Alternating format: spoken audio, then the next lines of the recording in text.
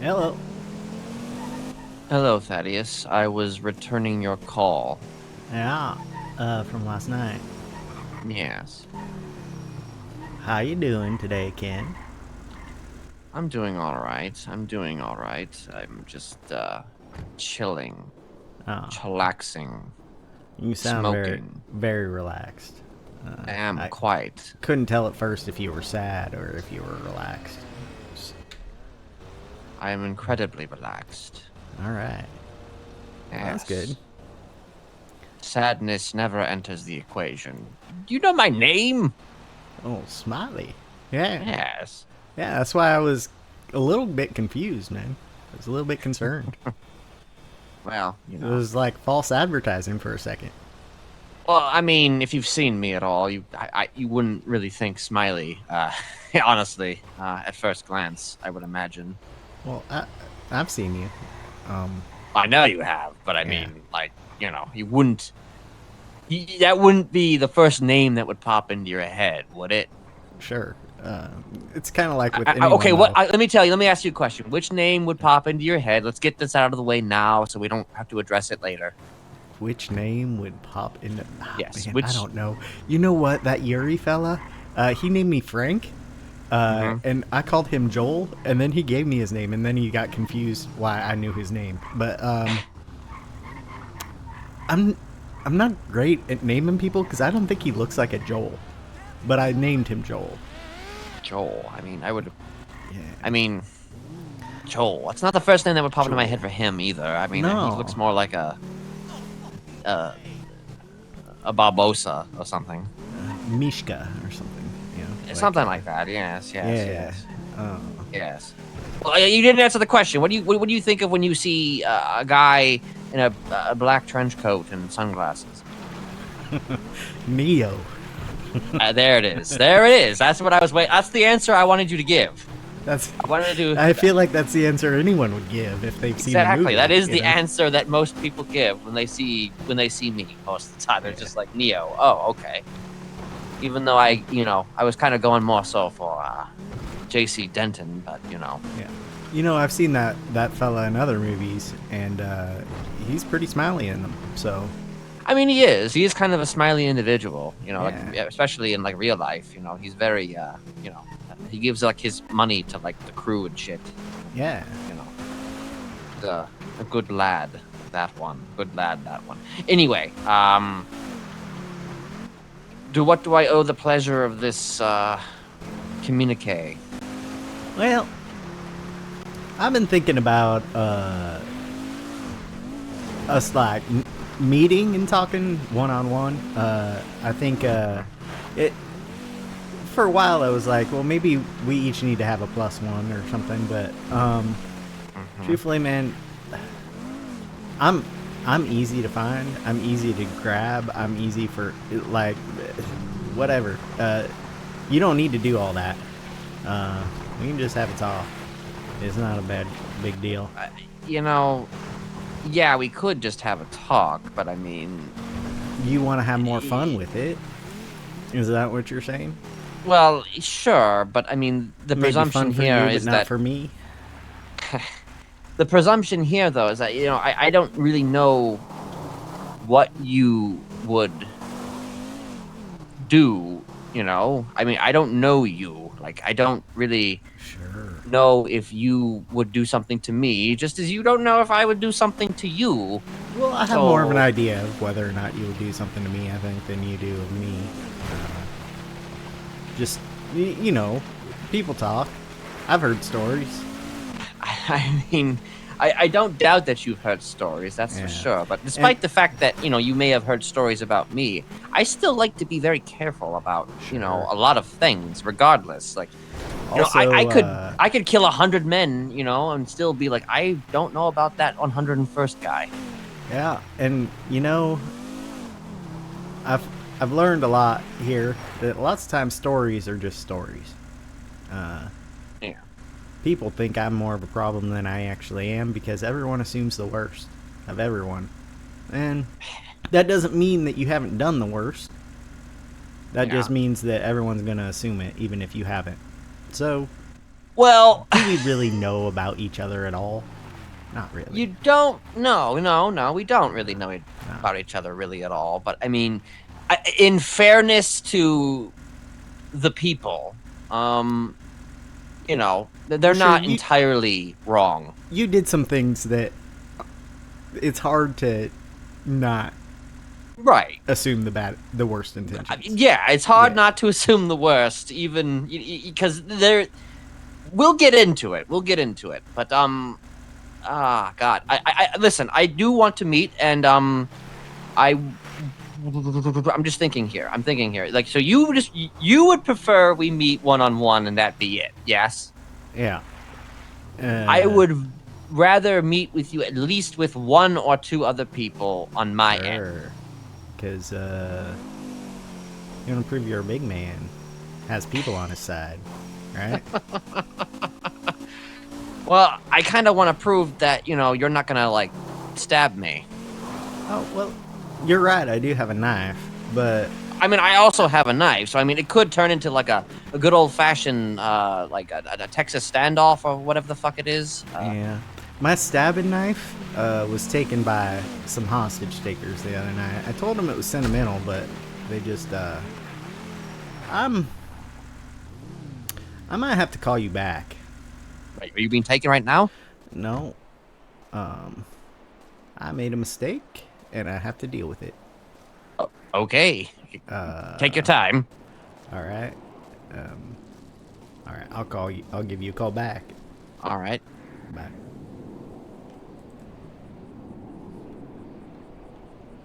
Where are you? Where? Okay. Here are my tire marks. Okay. It's down more than money.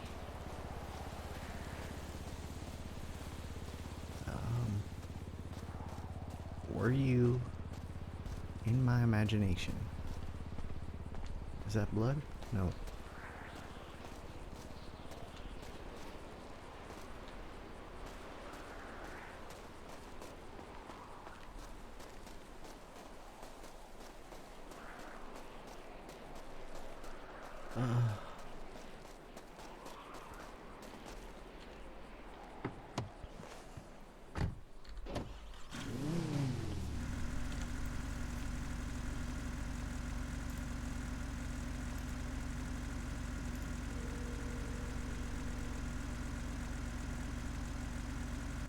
Are you all right? All right. Yeah, I think so. You're not at the fights right now, are you? No. No. Oh, all right. Well, neither am I. What are the fights that are going? Like, I don't look at Twitter. I don't. There's. It's hard I to don't miss know what's Twitter going on. sometimes. Well, I turned off I mean, the it's just notifications, so I totally miss Twitter. There's nothing.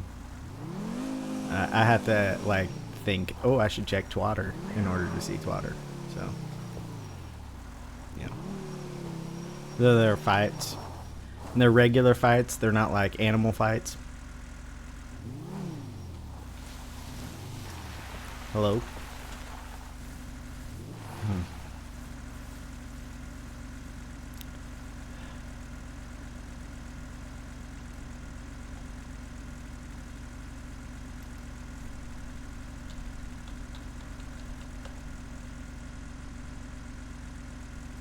Hello? Hello?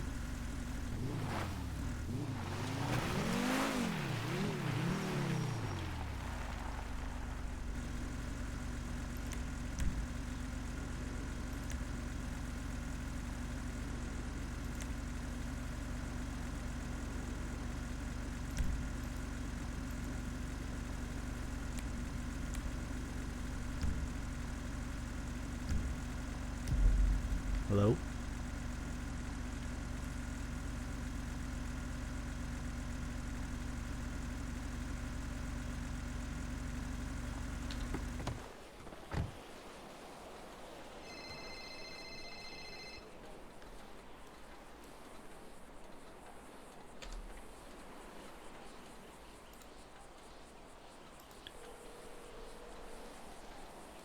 Hello?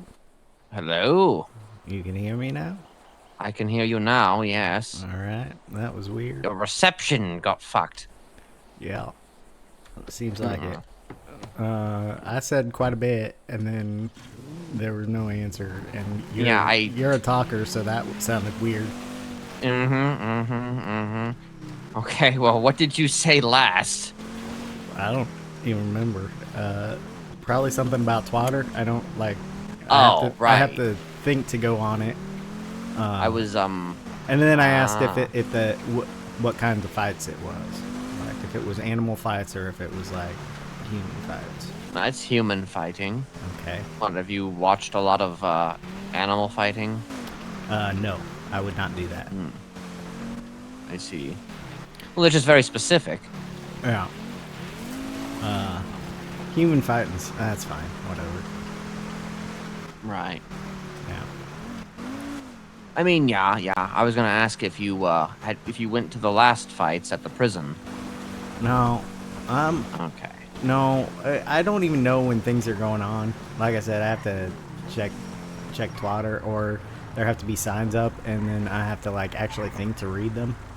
I see. Okay. So Okay. not a big Okay. events person. Also, lots of times at events where a lot of people are, I just don't feel very good. It's I too mean, much going on at same. once. Too much going on at once. Can't focus on anything. Just kind of, need to. I prefer one-on-one things, mostly. All right. Okay, here's what we can do. You want to meet one-on-one? You know what? Do you know where the windmills are? Yeah. I am currently overlooking the prison right now. Okay. If you want to come out here and... Oh! There you are! Okay, then. Found Well, I you. guess this is happening. I'm guessing you were in the midst of a searching party. No, I was just driving. I was driving north. And then you Hmm. said, "Do you know where the windmills are?" And I'm like, "Yeah, they're right next to me." So Well, there you go. you don't have to stay on our phones. Well, most of my friends, a lot of my friends, they like to just stay on their phones, even when they come in my vicinity. It's Yeah, it's it does fun. help keep you from getting interrupted, I guess. Yeah. Yeah. All right. Just overlooking the prison. That's I am overlooking the prison. all right. You know, I don't normally do stuff like this. Normally, I would have some other people come out here just to ensure everything goes well, but, Listen, I'm a pretty peaceful guy, unless you're a local. So, and yeah, then it's interesting. even then, I'm usually pretty peaceful. Some of them just won't take no for an answer, you know. I see. Well, sometimes, it be like that. Yeah. I seem I to was sit around and talk to a lot of people who dress all in black and smoke around me. It's interesting. You used to do that? Well, Signy does that too. Dresses all in black and then smokes around me. Would you prefer that I don't? Well, that's fine. It's kind of comforting. Hmm.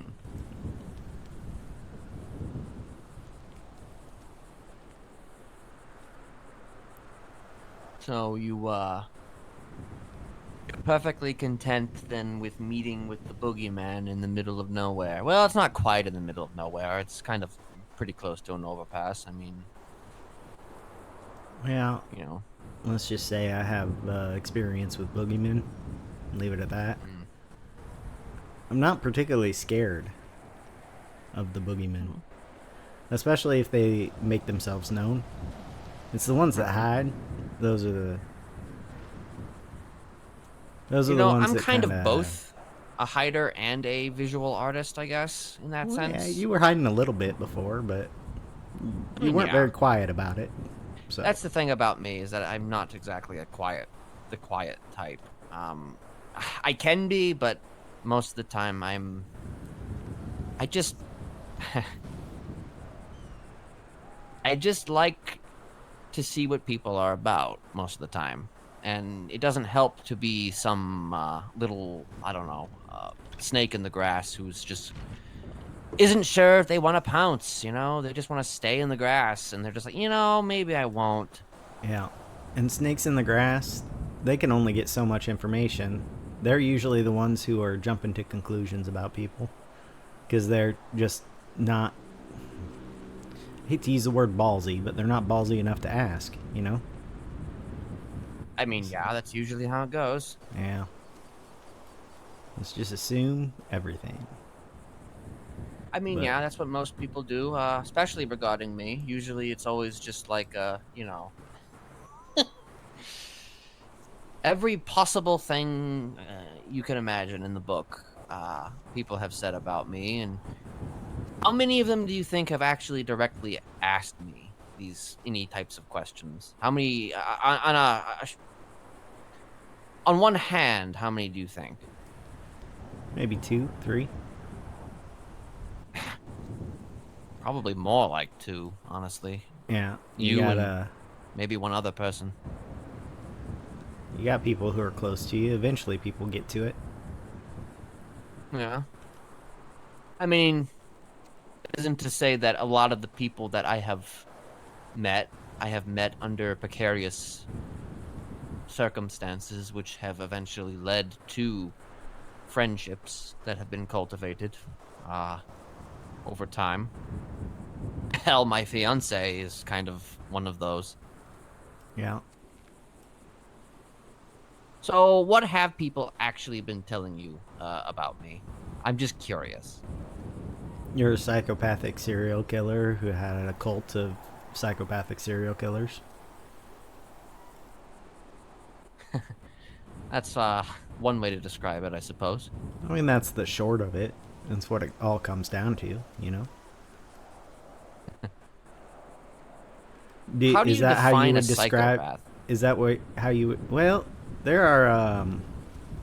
there are actual definitions of a psychopath. I mean, Uh, there's varied definitions. There's like several variants of a psychopath. sure. Obviously there's sociopathy, and then there's also what's it called? The branch, the tree. What is the tree called? Antisocial personality disorder. Yeah. Uh, Narcissism, NPD. yeah. I would say that my definition is probably about 11 years out of date. So more than that because I think the manual I took it from was probably very old as well. So my definition's old. What's your definition? I I guess if I were to define that,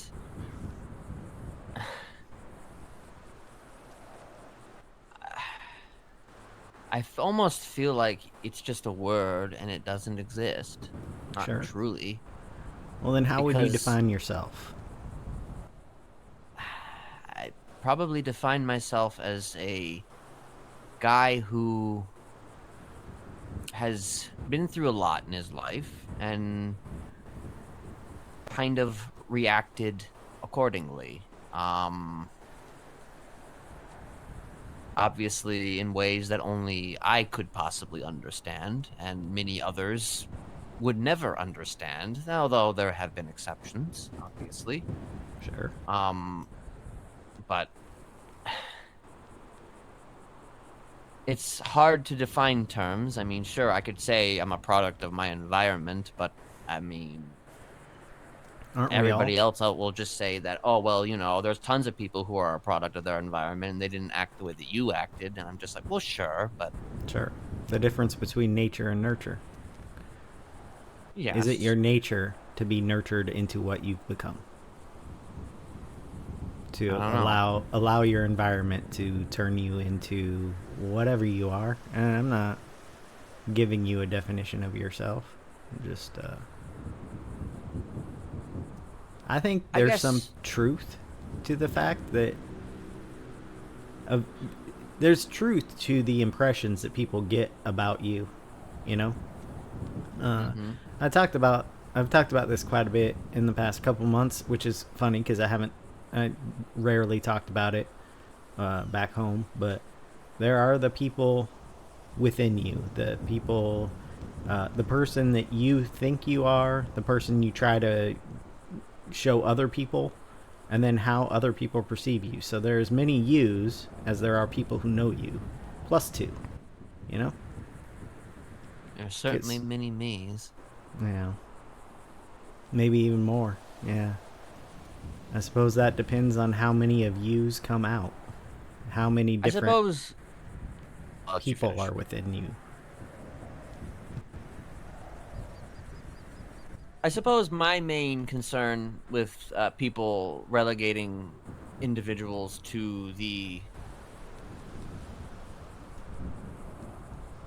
table of psychopathy, sociopathy, what have you, is that it puts you on a pedestal. But I mean, everybody is so much more nuanced and so much more. There's just so many differences mentally between one person versus another person versus another person because there's a lot of individuals who would probably state that, well, a psychopath is incapable of love, and yet I am to be married at some point next month Yeah, to a woman that I love very much, actually more than anything. And how is that possible if I were there are exceptions to a every rule. a Uh, psychopath? exceptions to every rule. Plus, psychopaths are often made, as are sociopaths. Narcissists just kind of exist, you know. See, I've been called a narcissist, so Yeah, I guess I'm kind of got the shit end of both sticks maybe here. kind of exist, but I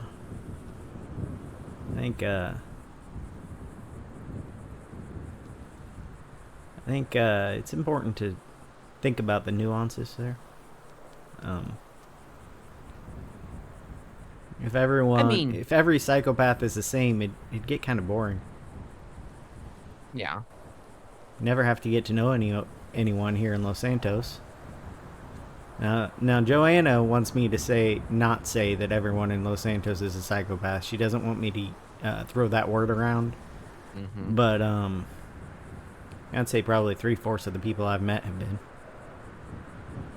And that's just my. I mean, I'm not trained to recognize it. Except I was kind of trained to recognize it. Not officially, I guess. Yeah. Yeah. Well, it's a, as I've said, pretty nuanced thing, and I mean, it's just so hard to kind of narrow it down that it's just, what is a psychopath? I don't know. I don't know. Can you tell when someone's young? What were you like as a child? Well, one of my therapists seems to believe that what I am manifested before the quote unquote triggers that turned me into what I became. Um, and I attribute this mostly to the fact that I was wealthy. I was a wealthy child from a wealthy family. And again, that's why I don't necessarily put as much stake in that diagnosis because it's just like I feel like there's a little bit of some bias there because oh well because Sure. I'm rich that means that I'm was always a narcissist even when I was a kid. And I don't know if I don't know if that's fair to place judgment on a child. But then Mm. again, at the same time, because of my quote unquote narcissism, what followed is perhaps maybe the only reason why I survived. So, What followed? a lot. You're a talker. That's all you're gonna give me? Well, I guess the long and the short of it is that I was from a wealthy family, and I was.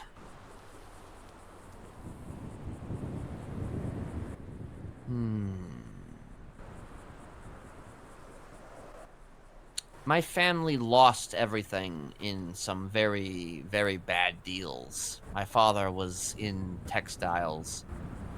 Um, and my mother was in business with him. Um, I don't know the intricacies of what exactly happened, but what I do know is they lost all their money and they were forced to move from Europe to here. Um, I was a young lad, and it's interesting because I've only had these memories for I don't know the last 5, 6 years, because I'd lost them for a time, but they came to America, and they had to go to a city known as Carcer out east. Um, to say that it was a good city would be a lie because it was furthest thing from a good city. Um, my parents couldn't handle it. I guess that's where the narcissism comes in, particularly from their side of things. They couldn't handle their losses. So one day they were visited by a man who owned the prison uh, in Carcer. And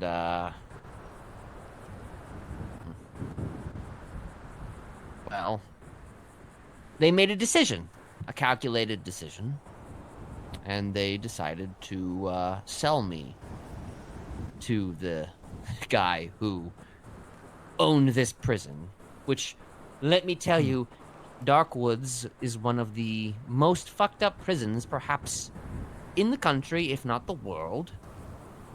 Some of the craziest motherfuckers ever go there. But that's neither here nor there.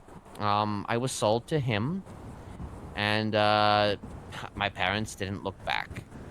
I don't even really know how much money that they got out of the deal, but it was enough to where they could leave the country and go back to London, presumably.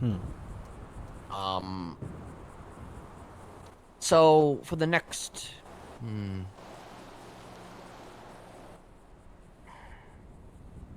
I guess, 20 years at that point, I spent with my adopted father in Darkwoods Penitentiary, essentially as a prisoner, put there by my adopted father, in order to build character, and it required me becoming someone else. It required me to cultivate myself into such a way that the only way I could survive is if I took on the mantle of what this prison represented and what the people there were. And I guess let's just say that you don't survive in Dark Woods as a peon. You survive as a leader. So I took on the mantle of a leader, I did the dirty work of my father, my adopted father,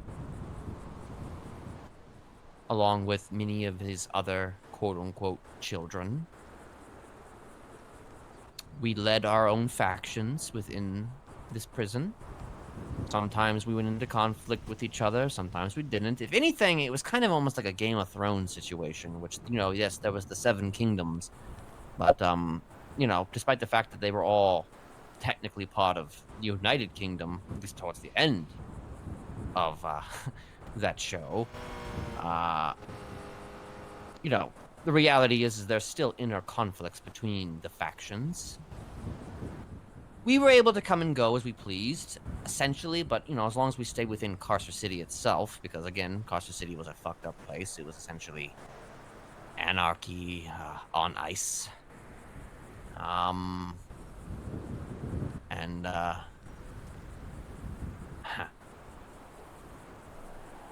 had to kill a lot of people. Had to kill a shit ton of people. Some guilty, most innocent. How did that make you feel? Is that a good therapist question? Oh, can I answer this? Oh, sure. Hey there. Yeah, I know. I was gonna go, but it cost like $3,000 to enter, and I was just like, yeah, I'm good. Yeah. Actually, do you want... Hey, dude I'm talking to, do you want to meet someone else? Oh, you're in the middle of something? Oh, okay. Yeah, so I'm in a... the meeting just kind of happened, so, yeah. Yeah. Yep.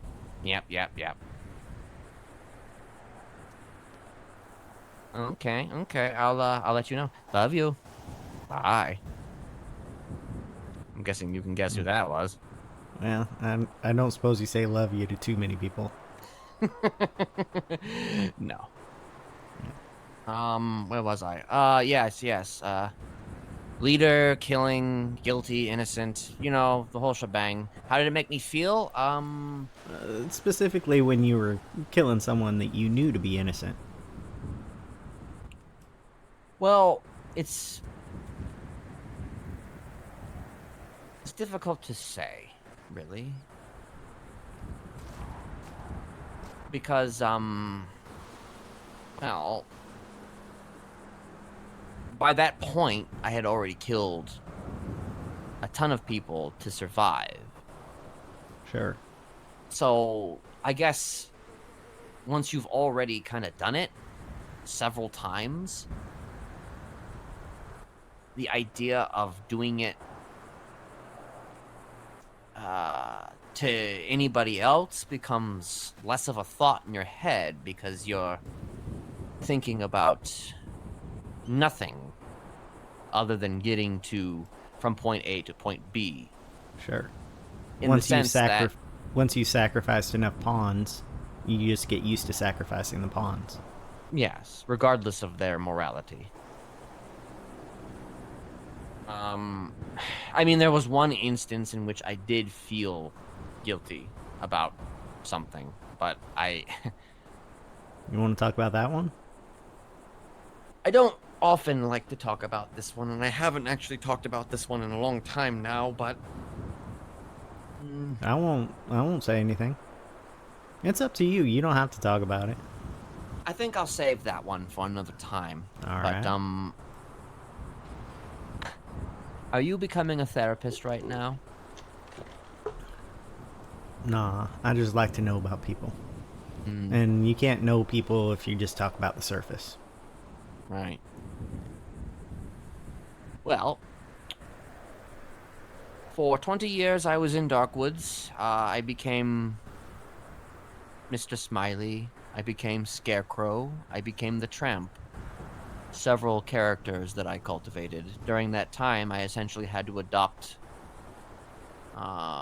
method acting as a means of survival.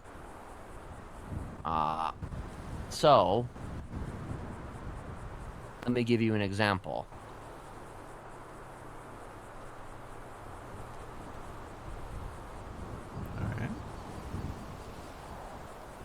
when I wear this, I immediately adopt an entirely different persona. I cannot control it. It just happens. It is rare that when I put this mask on, which I used to think was my face, that I am unable to speak in this manner and even kind of act a little bit more irrational, a little bit more crazy. Well, I would say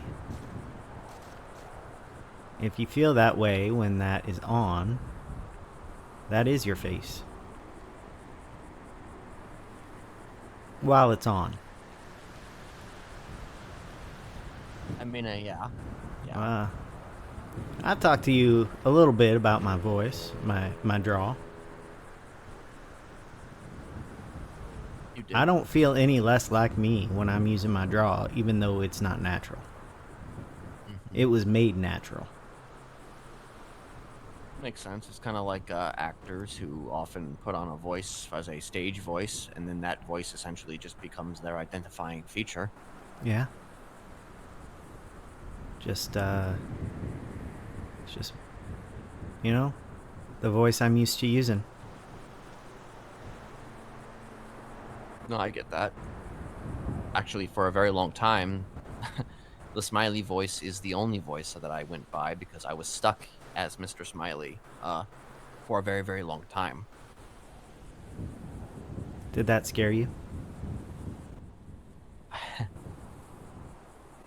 I mean, I didn't really understand what fear was at that time because I myself was the fear. Sure. You were stuck in the method act. So you didn't have a chance to feel the fear because you just were Smiley. Yeah. And I was... I mean, I was the leader of the Smileys in Darkwoods. And then when the prison broke down and everybody got out, and my adopted father was killed, not by me, just to clarify. I wouldn't judge you if it was. Well, I mean, I've already killed I don't know how many other people since then, so, you know, what's one more be, you know? But, Sure. I came here as Mr. Smiley, stuck in the character of Mr. Smiley. And, well, it took a lot of help from various individuals. The man I mentioned the other day being one of them to help break me from that character. Granted, I was, you know, working against those who were helping me at the same time. Yeah. But not for myself, actually. It's actually for someone else that I did that for. But, That was selfless of you. To hurt the people who were helping you for someone else. I mean, I don't know. I suppose that depends on how you would view that. I mean, I guess a chunk of the things that I have done in my life have usually been in the service of someone else.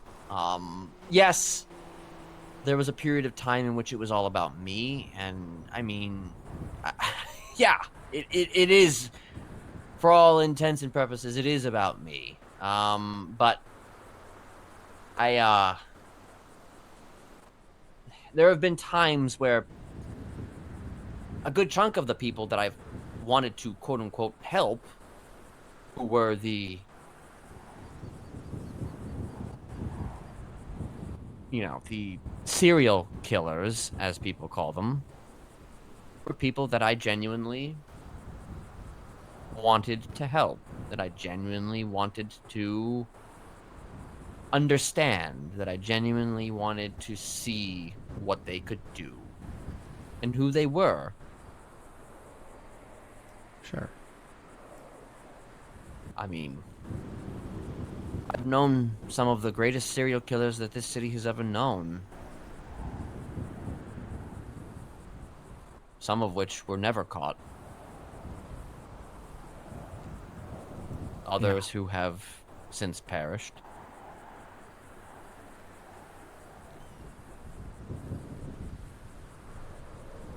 So I just find those types of people incredibly appealing. Because it's literally me. And you're a narcissist. As much as I may. I guess that's where the narcissism comes in. You like people like you. I suppose. So what drew you to me? Just the fact that I scared a person via text and she just assumed I was stalking her? Well, you get the attention of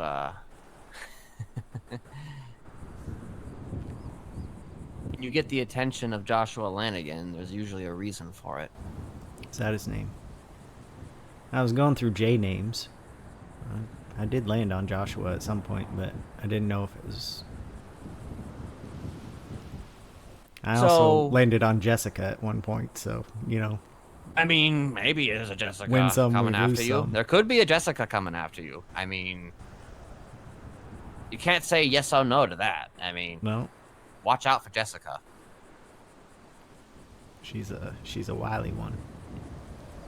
Hell yeah. But, so I'm not going to dump his baggage all over you. That's his story to tell in his own way. I'm not going to do that. But what I will tell you is that I have worked with him on some projects. Him and I come from a very similar school. Him and I have done things which have resulted in our going away for a time. But he likes to sort of keep tabs on certain types of people in the city. Very interesting people, traditionally. But with him specifically, he has a, well, he has a vested interest in Tessa Lamb. He has a vested interest in her safety. Sure. And he gave me kind of no information about you, actually, at first. Which is why when I called you initially, I asked you who you were. Because I literally didn't know who you were.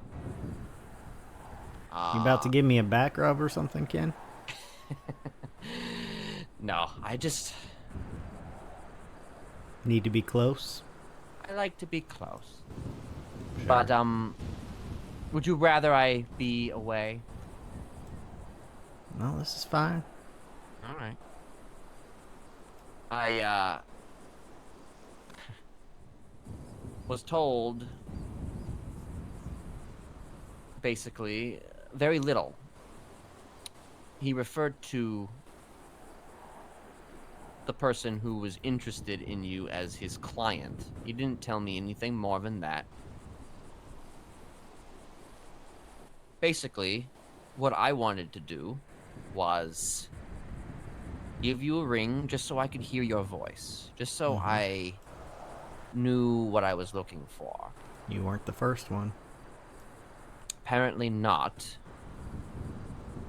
You want to know who the first one was? I'm assuming it was Joshua.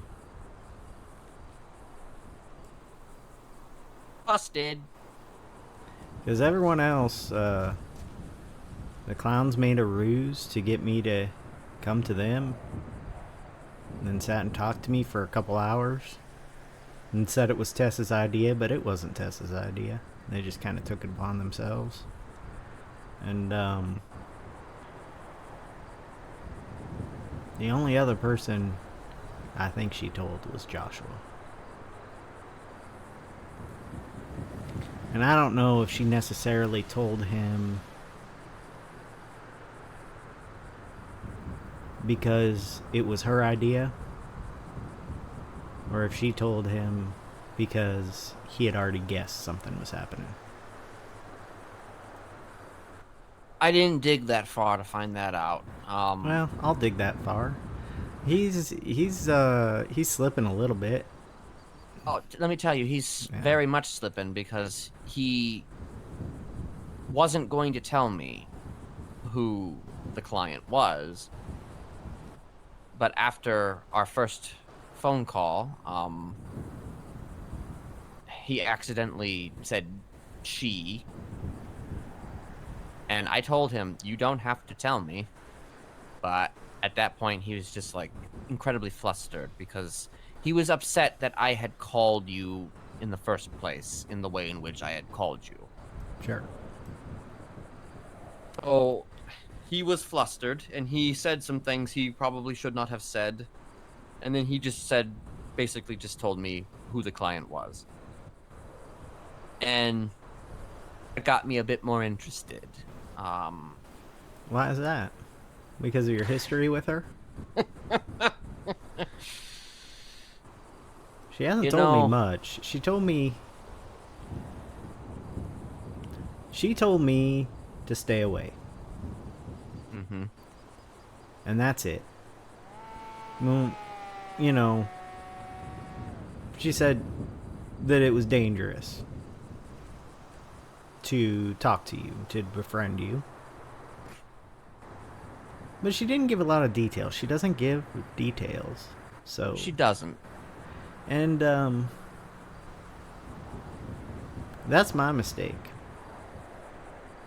Because I was making friends with her the same way I'm making friends with you. I tend to ask questions. Mm-hmm. And you either answer them or you don't, you know. And people get to decide how much information they give about themselves. And she was answering, but she was leaving a lot out. And then I had a mental breakdown. And that's how we got here. But the mental breakdown wasn't about her. Unfortunately, she just got the brunt of it. I'm fine now, by the way. So you're saying the mental breakdown and whatever she said to you were unrelated? She was opening up to me, and then I had a mental breakdown, and she just closed right back up. You see, that's the thing about Tessa, is that she was testing the waters. When she was opening Right. up, she wasn't giving it all, and I knew she was testing the waters. But, you know. she does do that, but she also doesn't understand what she's doing. She doesn't understand how to deal with someone like that. With someone, well, she does, but she doesn't. It's a very complicated I think, thing because she both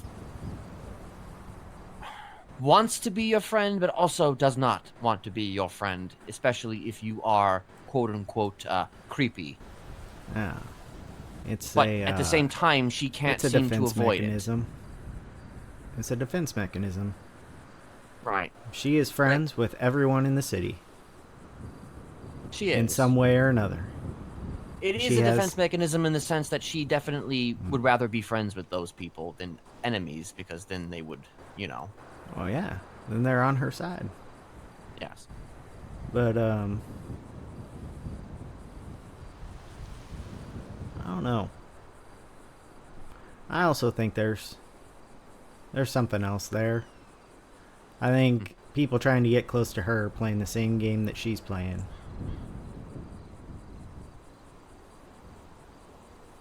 Well, I'm not going to sit here and say that I am the OG, but I am, for all intents and purposes, the OG when it comes down to Tessa Lamb.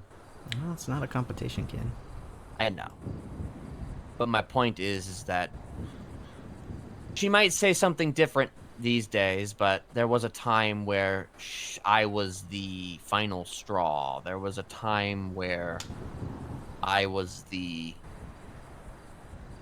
catalyst to her ultimate distrust of anything involving a person who Who's trying to be her friend in maybe the wrong way. yes. Yeah. Because the thing is, there was never a moment between me and Tessa in the beginning in which there was an issue. You know what I mean? She was completely and utterly unopposed to our friendship. It wasn't anything odd. It wasn't as odd as it wasn't odd for us because she just completely accepted it and she was with it. She was not against it. But simply put, because she was not against it, I think it resulted in what it resulted in, which certainly ended in tears. I'm not going to get too much into the nitty-gritty in terms of No. specifics on what actually occurred, but what I will say is that we were friends before we were enemies. I mean, as I would say it goes. For that particular story, if I'm ever going to hear it, I'll hear it from her first, and then I'll ask you your side. I think It's presuming she even wants to consider telling that story. That's what I'm saying. I may never know it. You know? It's just sitting there. Sitting there in a large book collection of Ken's life. And it's one of the stories that I won't cry for. Because I don't particularly like hearing stories about people who mean something to me in some way, without them being the ones that tell it. And especially when they were on the side where they felt like a victim. Did you feel like a victim in this at all? In which context? You know, just in the way things with you and Tessa turned out. I mean, it's hard to see myself as a victim because I was the perpetrator of the entire issue to begin with. So yeah, I'd need to hear it from her, I think. But I mean, but also I've also been the perpetrator with her, and no idea what she's telling other people, but they sure do get the wrong idea about me. So, or maybe they get the right idea about me. Like, you know, it's those three types of people in your own head. And that one of those is the public perception of you, you know? So, like, you know, people see me that way, then maybe I am that way. sometimes it helps to embrace it. Sometimes it helps to just be the thing that they think that you are, because to them, that's all you're going to be. Sure. But I think it's also important to take some agency over your own identity and say, you know what, you may think that of me, but that's not who I am. So, you know, make your own decisions. You don't have to fall in line. Even if the line is something where you know, maybe most people wouldn't want to fall in line.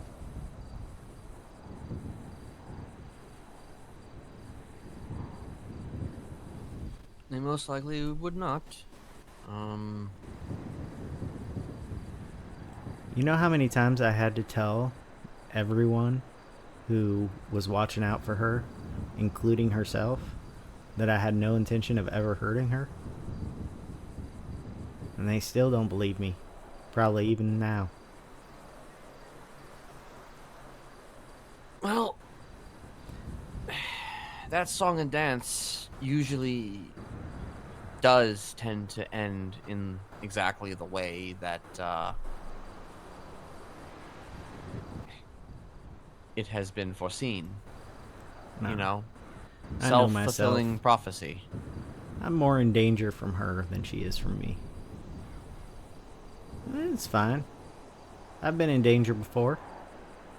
I'll be in danger again. I'm not particularly scared of getting hurt. What are you scared of?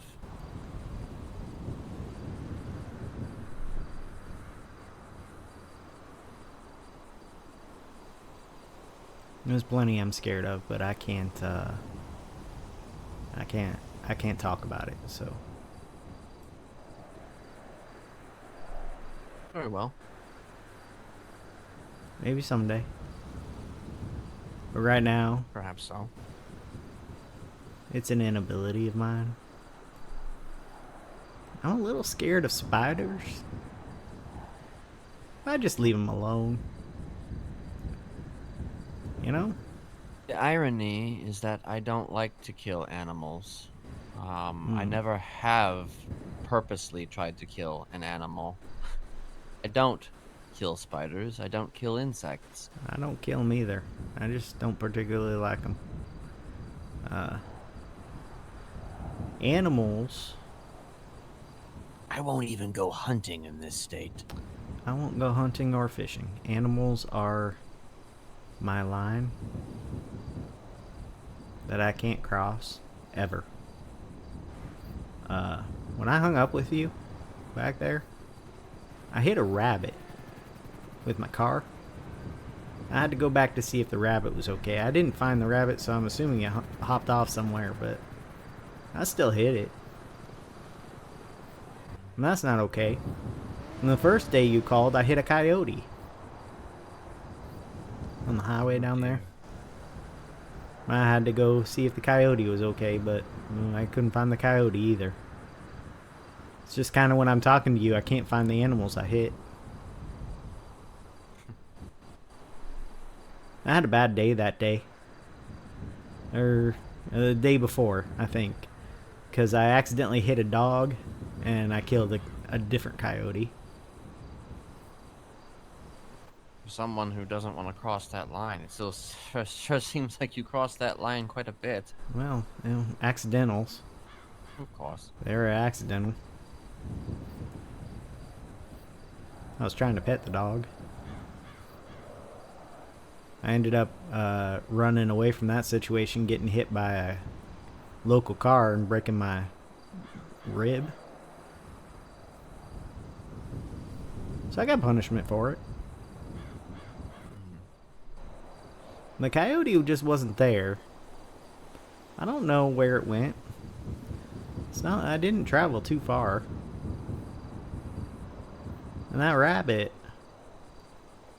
I think it must have just hopped away. I didn't even see any blood. Maybe you never hit them to begin with. And I think I'm just hallucinating them. I don't know. Perhaps it's a form of guilt. What am I guilty about? I don't know. What would you be guilty about? Well, probably quite a bit. Sometimes But we see things that do things that remind us of a time long since gone.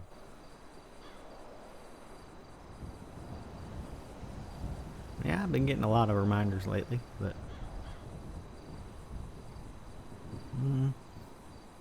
I don't think those those instances had anything to do with that. I think I was just having a bad time with my car or my hands, my motor function, you know?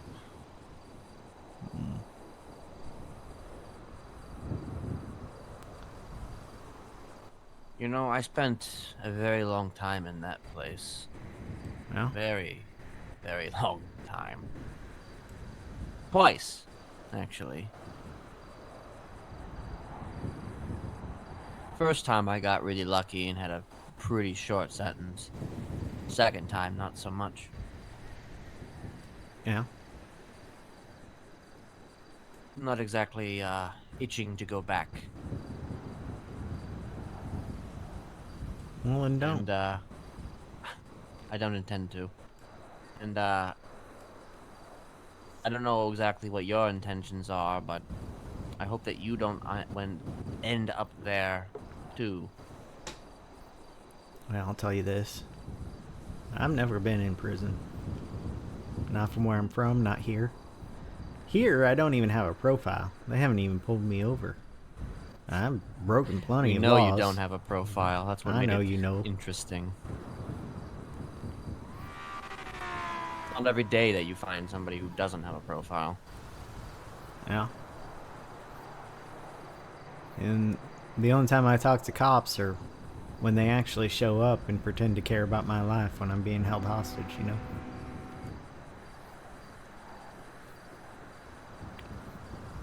And I guess when I was doing a survey for signing, I talked to some cops on the phone, but...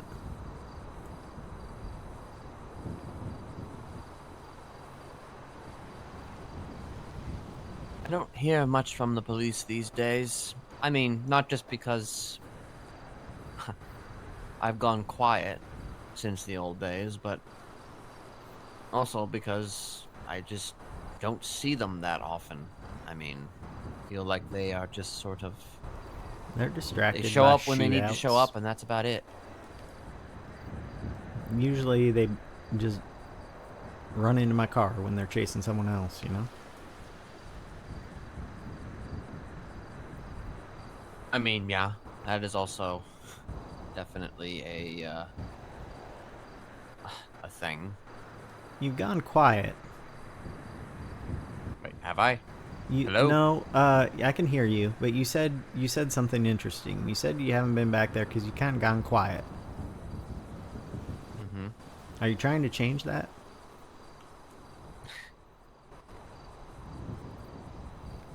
I don't know. Are you dissatisfied with your life as it is right now? You know, it's not even so much a dissatisfaction per se. It's more of a...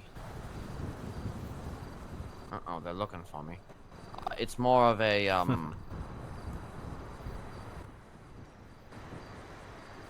You know, I've spoken already to you about those irons and those fires, and Yeah. there's a lot of possibility. Sure. A lot of possibility presented to me, and honestly, I feel probably more satisfied now than perhaps I've ever felt before.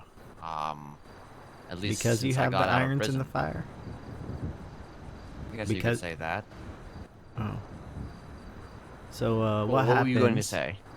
What happens if you take one of those irons in that fire and you form it into a sword and you swing it and you end up back there? Will you be satisfied? Well, I don't think any swings of that particular sword would result in that eventuality. Not this time. Alright.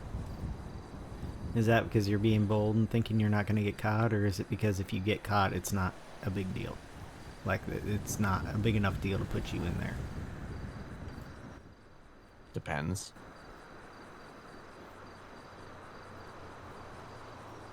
Hell, who knows? I might not even be present. Just the The brains behind the machine, not the actual machine. Depends.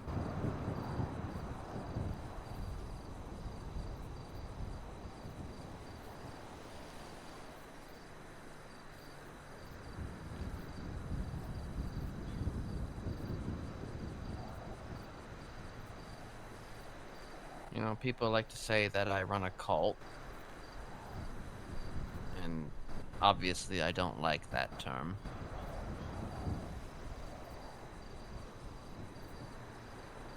But, you know, people are going to decide what something is, and that's going to be that. Kind of like New Epsilon, you know, they're trying to cultivate a cultivate. They're trying to cultivate a new image for themselves. Thus the name New Epsilon. And naturally, nobody trusts it. Yeah. Well, they act on the outside to the public like a humanitarian organization. But then, you know, sometimes it's just hard to shake the cultness of an organization. You know, you got certain rules that people have to follow. You got a certain look about you. It's really hard to say you're not a cult when, to outside observers, you kind of seem like a cult.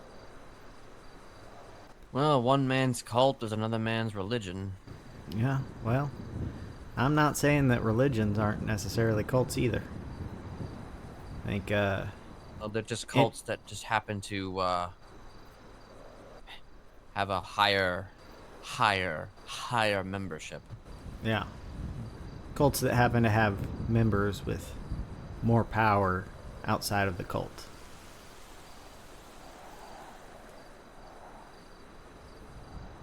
No one ever worshipped me. Oh, you weren't I the was charismatic leader? It was never named after you, Ken.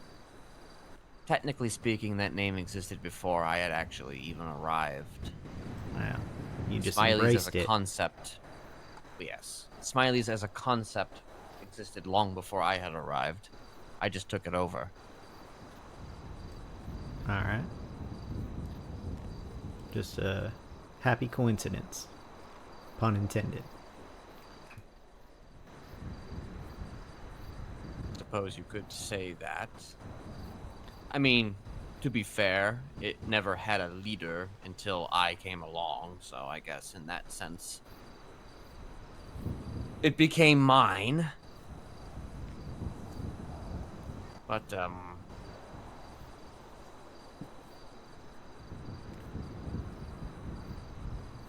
I always viewed it, you know, as people who had similar ideations about things, visions, concepts, ideas, stuff they wanted to show the city, and I always kind of wanted to do my best to open those doors and give them an opportunity to shine, and also feel like they mattered and that they had a place to stay. I had a lot of quote-unquote kids, and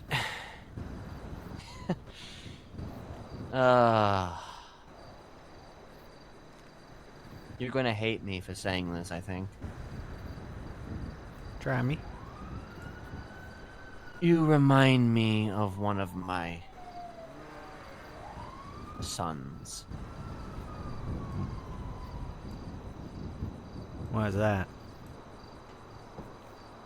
Well, your brassness and your boldness and your ability to just come out here with very little... I'm presuming no Overwatch. I tried to call Signy to say I was going to meet up with you, but she didn't answer the phone, so... Well, It's maybe too much to tell you at the moment, but that's I fine. feel like if I disappear, there are enough people who are gonna assume why. Of course. But he was someone who often sook out trouble, and trouble certainly found him. But despite his choices, I did care very deeply for him. And he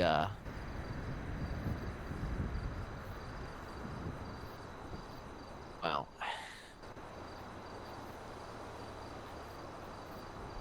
he still lives, but he's moved on. But I guess, yes, you do kind of remind me of him. Just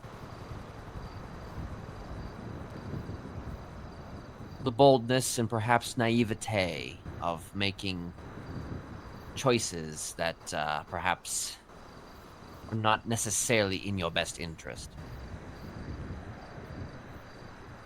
Does that make any sense to you at all? I think it depends on what my best interest is. I mean, Maybe how do I you have a define different your best interest? Perhaps I have a different definition than most people. You know? Like, what makes a guy decide to reach out to a person who has been called a psychopathic serial killer who leads a cult of psychopathic serial killers? I suppose it's kind of because you kind of remind me of my dad. Really? Yeah. A little bit. You told me that your father you came here though looking for your mother, right? I don't remember exactly Yeah. what happened to your father. Did he die? Yeah, he's dead. You did say that, yes.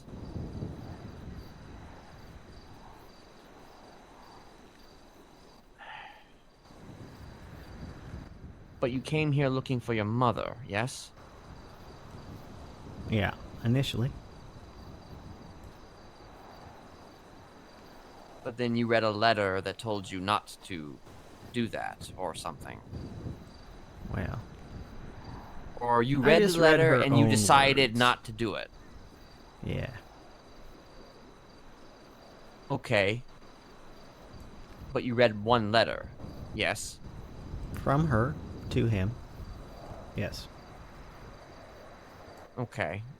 But, you know, the idea here is that it's just a letter with words on it written, contained, very self-contained if you really sit there and think about it, right? It's a self-contained portrait of somebody's thoughts on paper, sure. I But don't can you think they really were say her that actual that's the person? thoughts. They weren't her actual thoughts. I'm What sure do you they mean? weren't her actual thoughts. They were an excuse. She needed an excuse. So she made one. That's it. What was the excuse? That he was stupid. He was too stupid.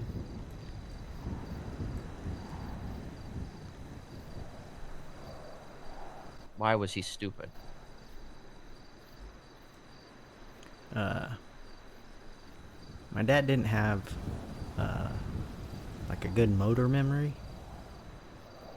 So, you know, if he went a day without tying his own shoes, the next day we would have to teach him how to tie his shoes. That kind of thing. She used that as an excuse, but she lived with him for over a year. I So it was certainly just don't an need help excuse. tying my shoes. Well, you can use Velcro, you know? Good save. Yeah. So your mother didn't want anything to do with him because he was stupid? That's what she said. And that upset you? Yeah, because my dad was not stupid. Hmm. But wouldn't you at the very least consider a conversation with your mother in the same way that you have considered a conversation with me? Just to see what has changed since then, and Sure. perhaps she was angry in the moment. Perhaps she wasn't thinking in the She was moment. scared in the moment. And I think if she were to find me, yes, I would have that conversation with her. But I have no doubt in my mind that she'd be just as scared of me as she was of him. So I'm not going to force that. And I have to believe that it was fear and not the reason she gave in that letter. Because if it was the reason she gave in that letter, I wouldn't want to know her. You know what I'm saying? Like, you leave someone you've been with for a year and a half and you have a child with, and you also desert that child because you think he's stupid. You think the person you chose to have a child with is stupid, and that's the only reason. A lot of people That are can't be stupid. the only The way reason. she wrote, she was stupid. Like, she was not a smart one. I believe one of the lines was, "I cannot be the smartest one in our family." So she knew it too, but it didn't matter because the letter was just an excuse.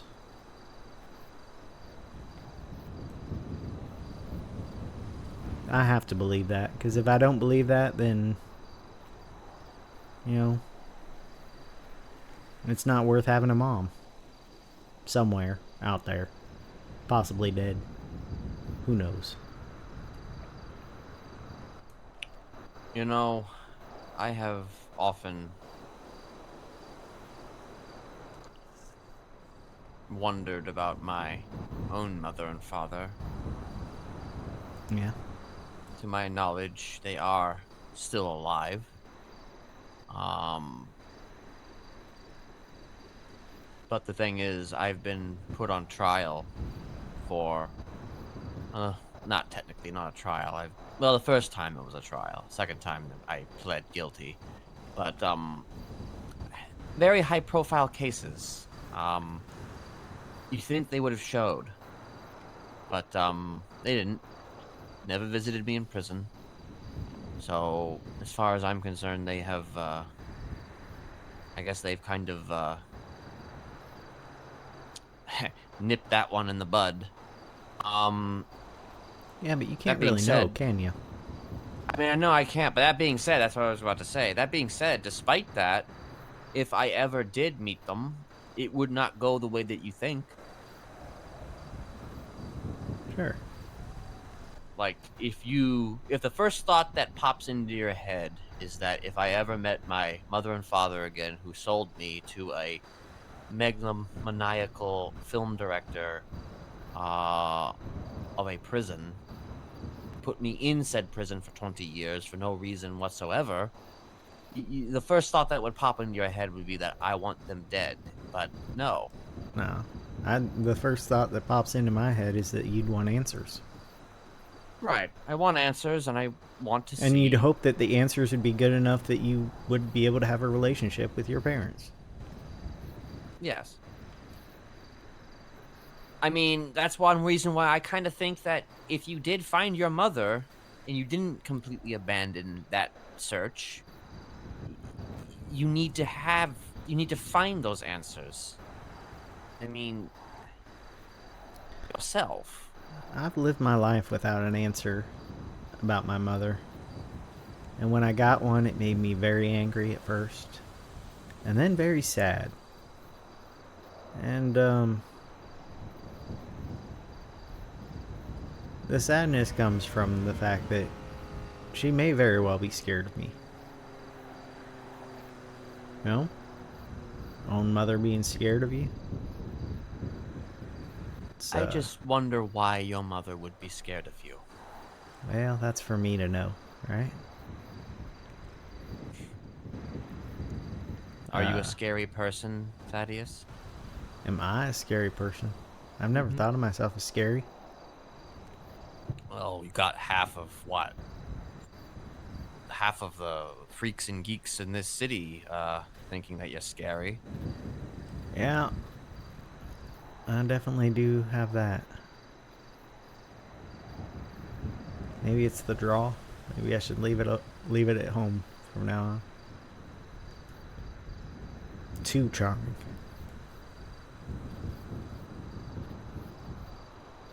Well, I think it was a mental breakdown, is what I think.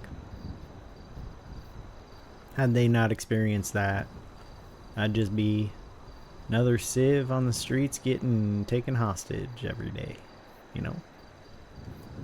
does that happen often to you? Some days more than others. I think the highest number in one day was 6, but I counted 5 of those were all by the same people. They just kept going to different 24/7. So, but I like to count them as, 5 in total instead of just one, because it's more impressive, I guess, that way. And sometimes I'm jovial and I make them laugh, and they decide that they want to recruit me into their group, and just kind of not really, but they don't never make any action to actually do that. They just act like they're going to. They show me some jumps that they found in the city, or give me $30,000 or whatever. And then sometimes I'm just in a bad mood and I almost get my head blown off because I lip back. I get lippy, And those times are the ones that I'm worried about myself, because that's not me. Who is it? That's my grandma. Hmm.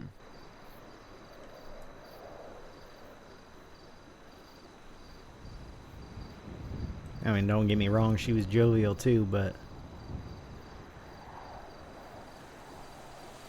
she was not submissive in any way.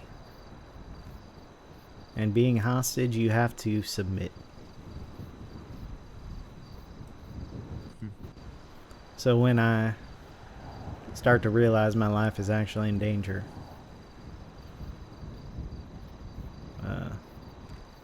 I kind of try to turn those times around, Right. But not with the same charm that I do if it starts out charming.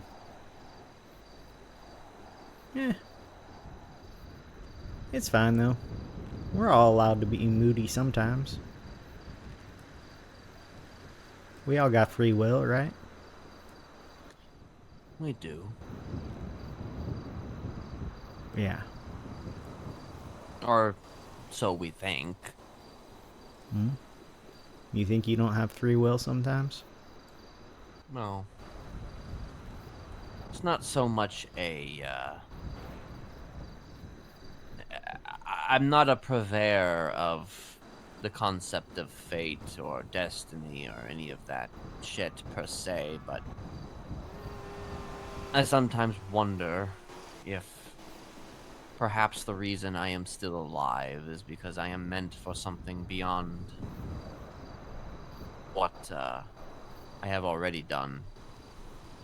Because the reality is I should not be alive right now, but yet I am.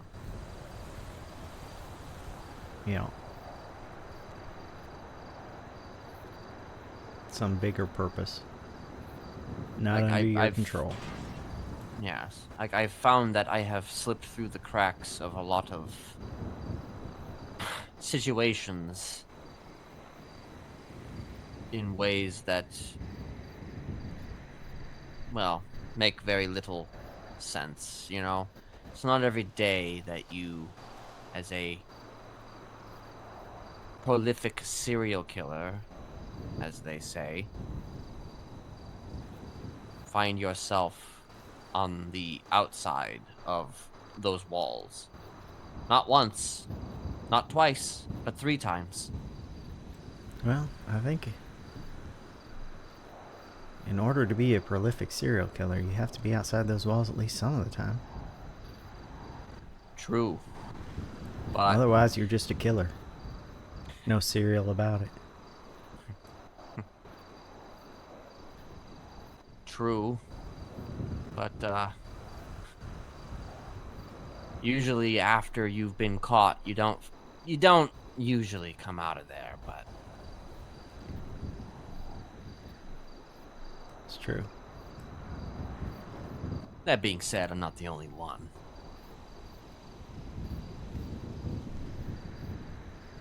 Particularly in this city. Yeah, Los Santos is pretty special. I kind of thought, when I was having my mental breakdown, thought I was in some sort of purgatory or hell. Like I had died. And here's where I ended up.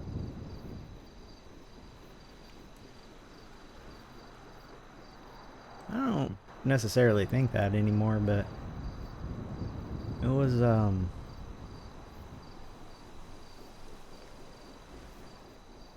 it was kind of a comforting thought while I was going through that, you know? Because if it were purgatory or hell, that meant none of this matters. Because all that really matters is what we do when we're, you know, alive. What we do with that free will of ours. And in terms of life in Los Santos, I'm still a baby, you know? I got a lot of free will ahead of me.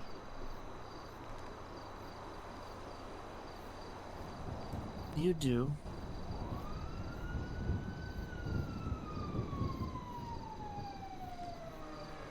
Can't say the same for myself per se, because well, I've been here, I guess, 12 years, however long it's been. That's only a teenager.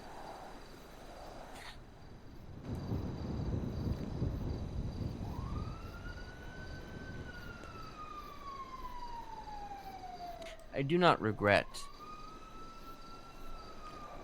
my actions.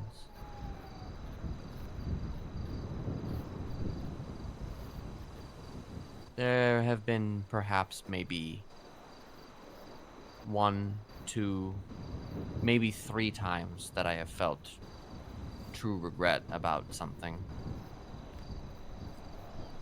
One regret was a selfish regret. The other 2 were me genuinely feeling bad about something I had done to someone. Feeling guilt. Yes. I guess, Yeah. in a sense, Tessa was one of those regrets. Well.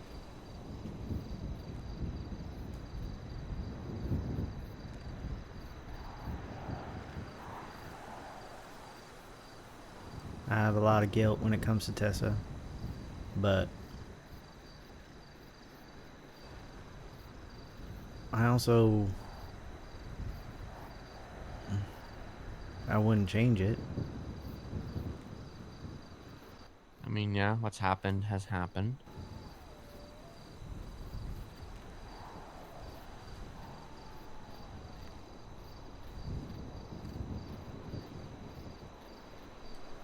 That's the only thing I have any sort of guilt for since I've been here, so. There's a lot from back home.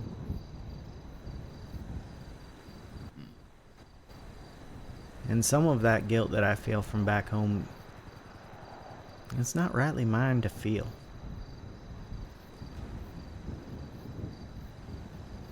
I guess that's kind of what I'm going through with Joanna now. Oh, You she laugh, because I know, hates me. yeah, she does. I'm rebelling against two people in my life right now, talking to you. You want to know why she hates me?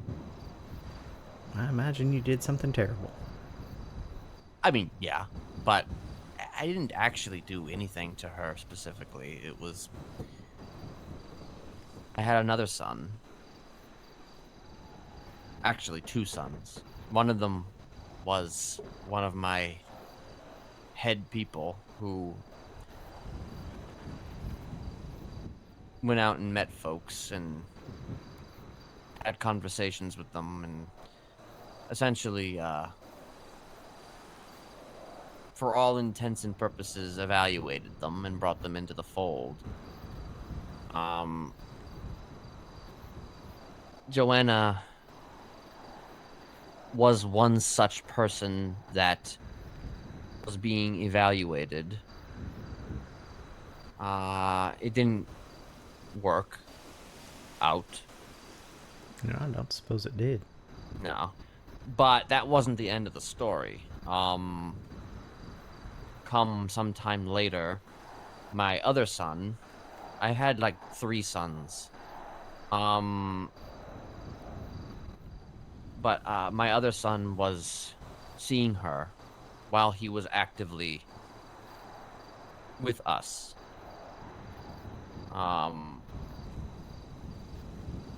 And well, let's just say that yeah, I guess she saw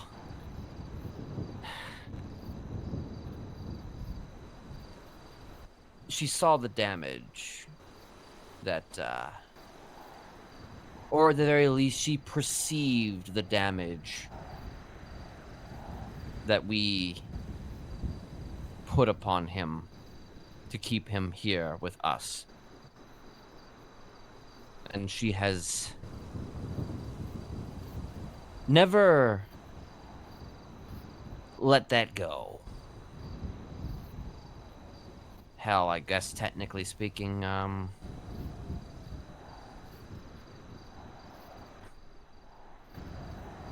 there wasn't a whole lot that she could do to fix him.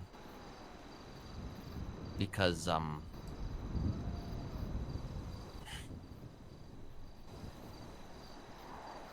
only person that could fix him was me. Yeah. And I'm Why's too much that? of a piece of shit to do that. Why were you the only person who could fix him?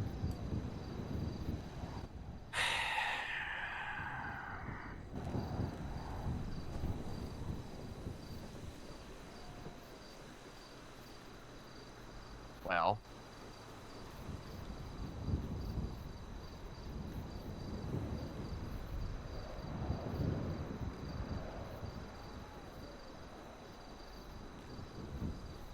considering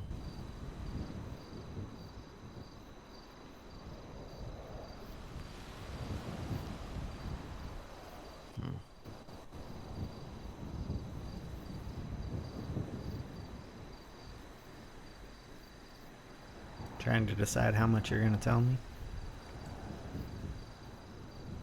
trying to decide if I were to tell you, if you would become angry.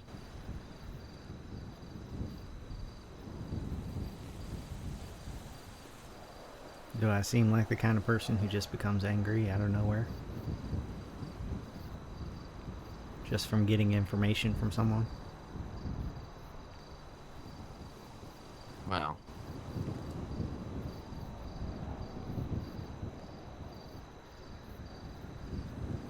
you did get up from your chair. Leg cramp. You stretch my legs a little.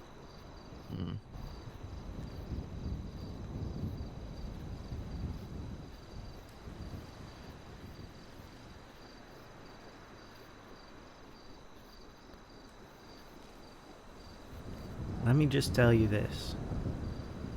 Joanna can't fix me either. She can fix parts. She can help me with parts of it. But she can't fix me. There's only one person who can fix me. And I don't think they're gonna.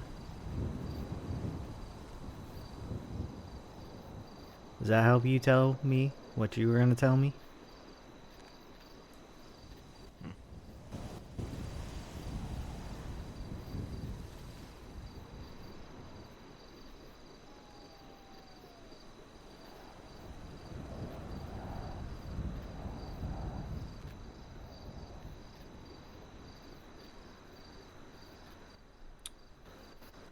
Some of my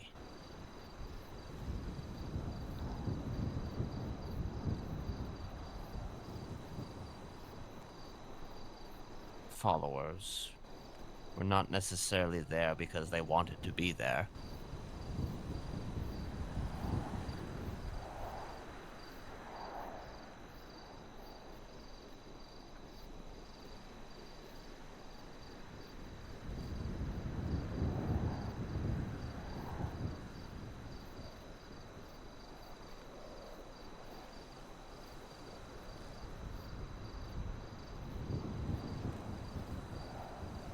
And I guess you could say that I was their antidote.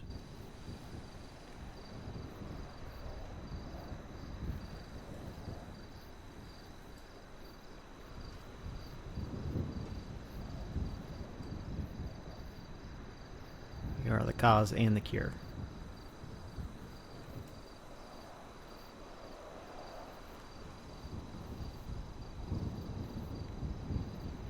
Yes.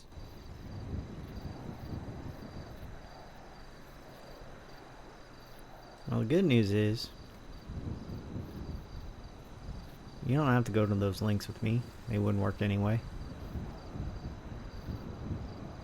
I'll be your friend. Bad news is I'm still not joining whatever group you have, whether it's a cult or just a group. I'm not expecting you to. Nah.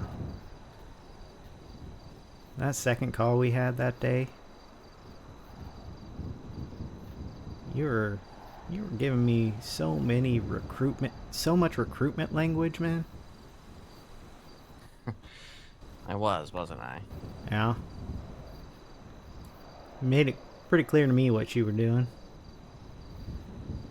And that's why I asked about you. Before that, I didn't mention you because you talked. I only mentioned the ones that stayed silent. I like to know what I'm dealing with.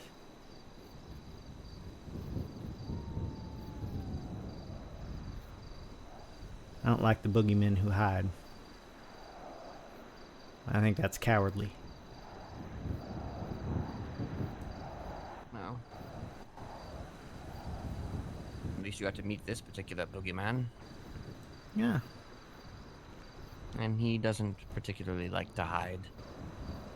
No, you hit a little bit at first, bit. but you were just trying to gauge who I was and why I was suddenly a threat.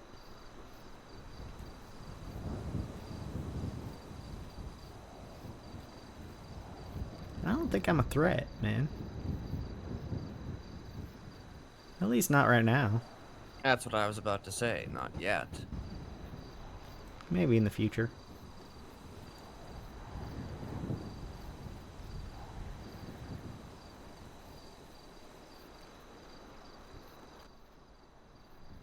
There have been some folks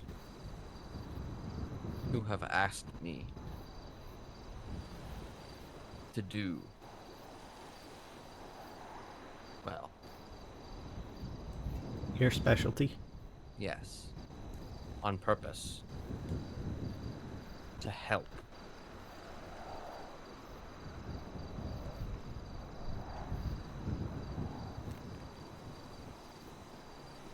The only time that I would ever consider doing something like that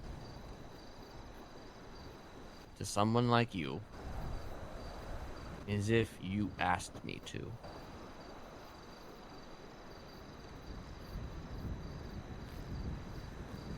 And believe it or not, people have asked me to. For their I own believe it. reasons. I believe it. You know, it kind of gives people an excuse for bad behavior.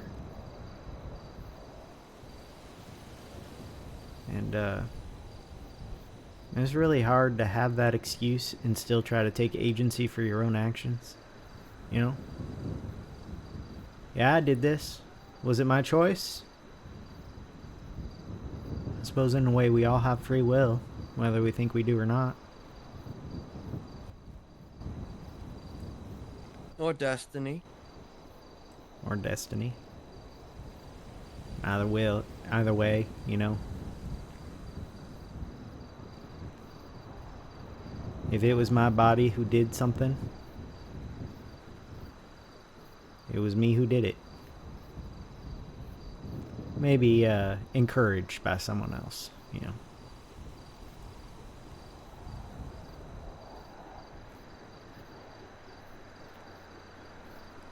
But, you know,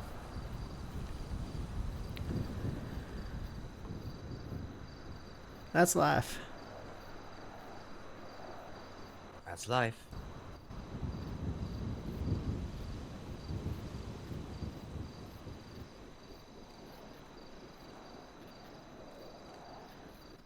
Would you be open to continuing conversations in the future? Sure. Would you I've like enjoyed our to time. meet? Would you like to meet Joshua? I think Joshua's gonna handle that himself. He's gotten so close. You know, yesterday, Siny and I were at the bank standing outside of it. And she was talking about an interaction she'd had with Joshua. I don't think she knew his name still. She couldn't remember it.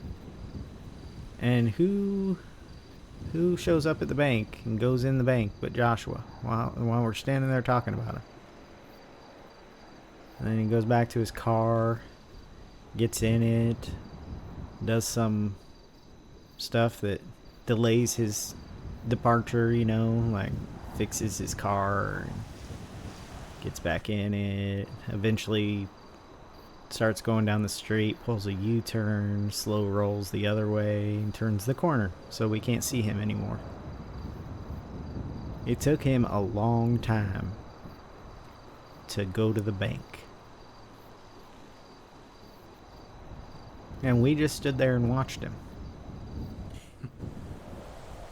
Now I know his name, so next time I can just say, "Hey Joshua, how you doing?" You know?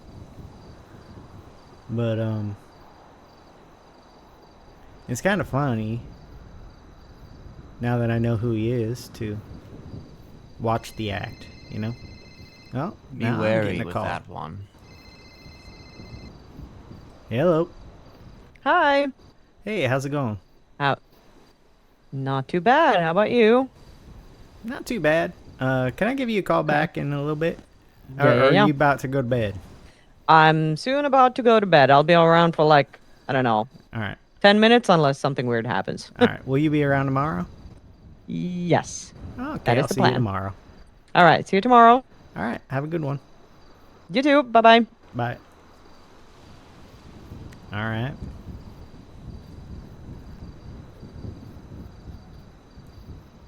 Now we've both would taken a be- call. Yeah. I would be wary around him. Yeah, I'm not, I'm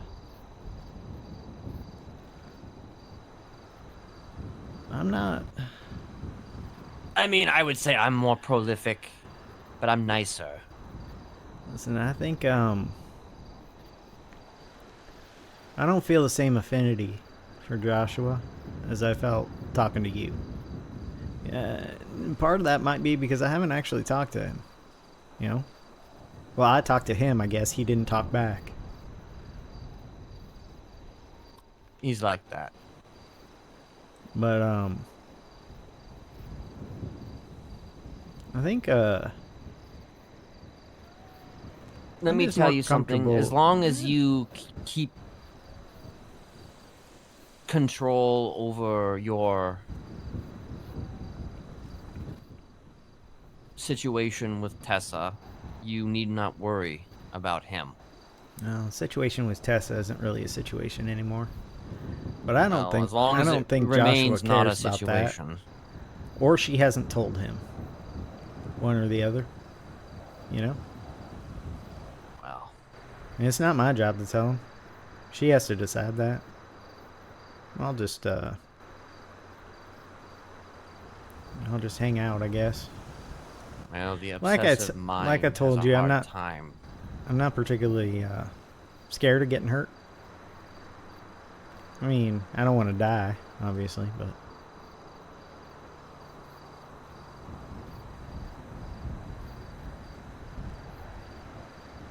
I've been kind of hurt the whole time I've been here, so lots of different kinds of hurt, you know? I've been very hungry. Oh, yeah? You wouldn't happen to have any food on you now, would you?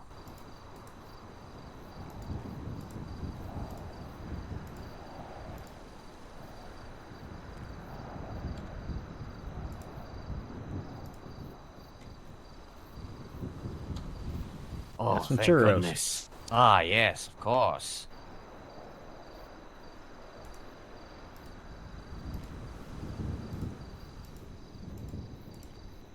Oh, that was close. I'm about to pass out? No, not quite, but I was getting very dangerously close to, starting to feel Ah, the pangs, definitely. But yeah, he's the only reason why I'm even really telling you anything is because I'm confident to say that he boned me first, so I'm gonna bone him. alright. And I don't do that. But it's not the first time that him and I have had issues.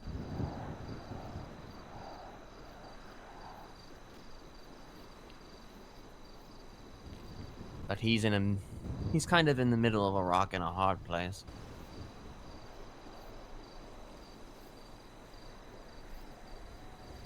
Because, much like Tessa, he has an affinity toward my fiance.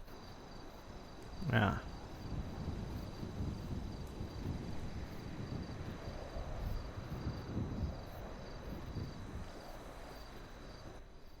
More of a brother-sister situation.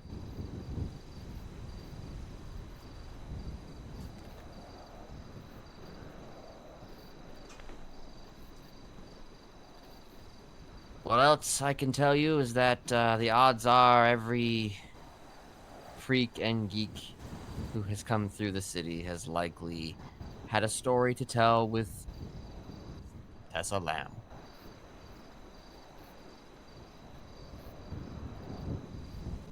So when all of her former freaks and geeks go after her new, well, whatever you are. Probably a geek. I don't know. Maybe a freak. That's usually how it goes. It's a very weird setup, but it just kind of is what it is.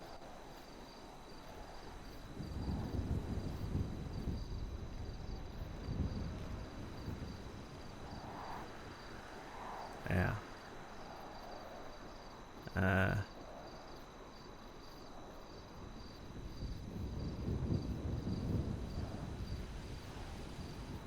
I was gonna say something and I forgot what I was gonna say. Ken, that happens to me sometimes. Does that That ever happen happens to to you? me too, all the time. So then you just get stuck saying something like, and then like leaving a long silence after it. Yeah. It's the sound of silence. Good song. Good song. I mean, I think that the Disturbed cover was actually quite good. Yeah. Just saying. Yeah, I agree.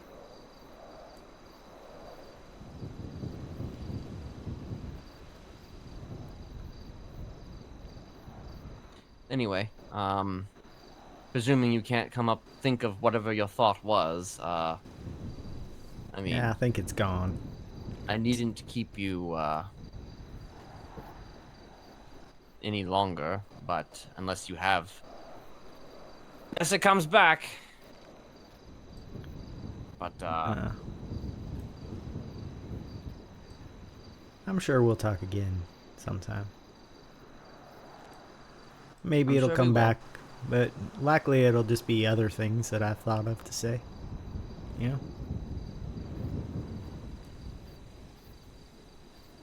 you know,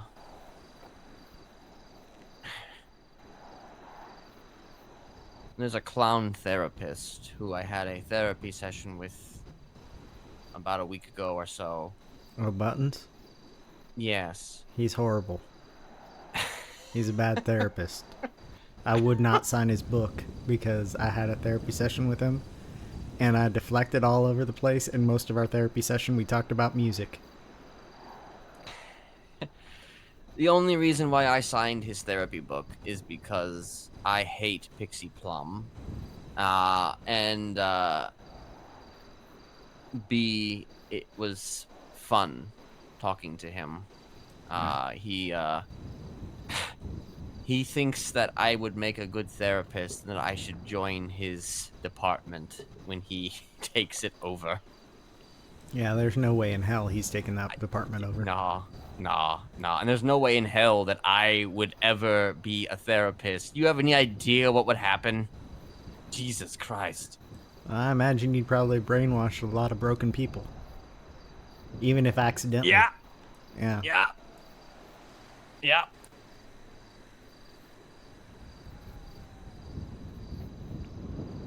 Maybe that's what he wants, though.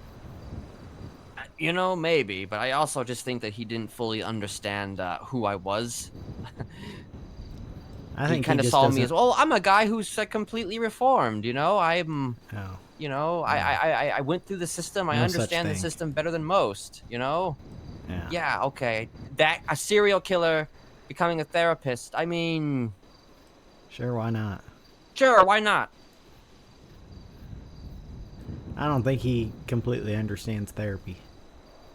I think at some point he gave a friend some advice and it worked out, and he thought, well, now I'm a therapist.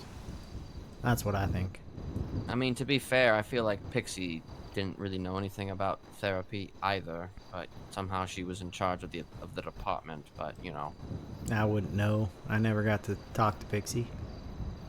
I No. spent a good month in the throes of a mental breakdown just looking for help.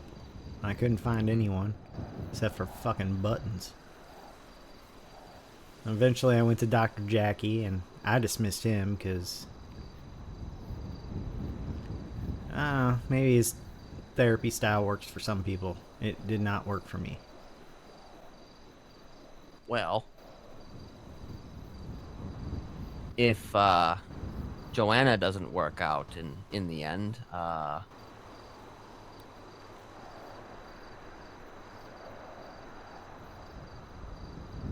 I think she works. Although, she is upset with me right now. She'll get over it, though.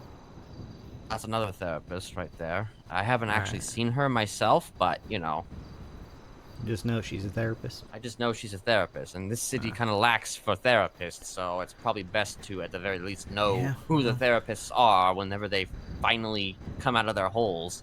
I think this city is kind of a lost cause for therapists, if I'm telling you the truth. But Yeah. there are those of us who want to fix some things, figure some things out, and it does help to talk to people about it. And it really helps to talk to someone who, you know, is legally obligated to kind of keep it to themselves. Yeah, keep it to themselves. Although, You know, I'm not sitting talking to Joanna about, like, committing crime or anything. I'm just talking about my thoughts and feelings, you know? A little bit about my past. Did you know I have OCD? I have OCD. Oh, do you now? Yeah, apparently. Hmm. It makes sense. It explains some things, especially since I came here. I don't feel like I had OCD until I moved here. But it does make some sense. So I'm working on it. That's good. I mean, that the city do be like that sometimes. Yeah. Brings out the worst in people. That's about the most personal information I've given you tonight. Tad has OCD. Possibly triggered by trauma. Woohoo! Well, I have NPD, but I think you already knew that, so... Yeah. Well, allegedly I have NPD, but, you know. Who My knows? fiance will tell you, she'll tell you herself that I'm a narcissist. Yeah, well, no offense, Ken, but from what I've seen of her, she kind of is too. So She is, it works, but, you know, know? yeah. But she's more of an empath. Yeah. She's more of a person who kind of feels what other people feel. She's more of a, I guess, I don't want to say a sponge per se, but, you know, she's, you know, Yeah. she understands people better, more, almost on the same level as they understand themselves. You know, as we're a situation with Tessa, right, can spiral out of control, and you didn't intend for it, and you're trying to fix it, but she just isn't having it. Ursula's the opposite, in which, well, I am now getting married to her, so Sure. Different perceptions of people. yes.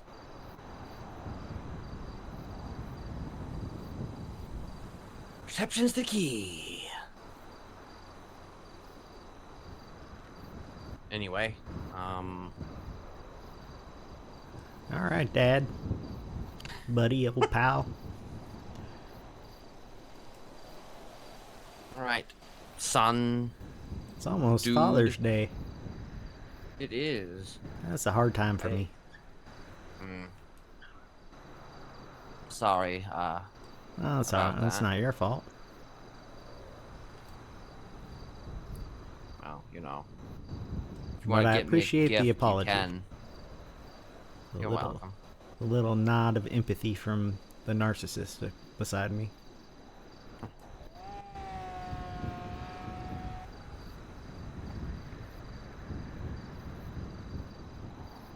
I hope you have a good day. I hope you do as well. Good I'm to glad- formally meet you. Very much. I apologize. I don't do many theatrics here, but I'm glad I didn't give in and just not meet you because people told me not to. I think there's a very good chance we'll at least be friendly, if not friends. Yeah? I hope we can. Just don't try to brainwash me, man. Only if you ask.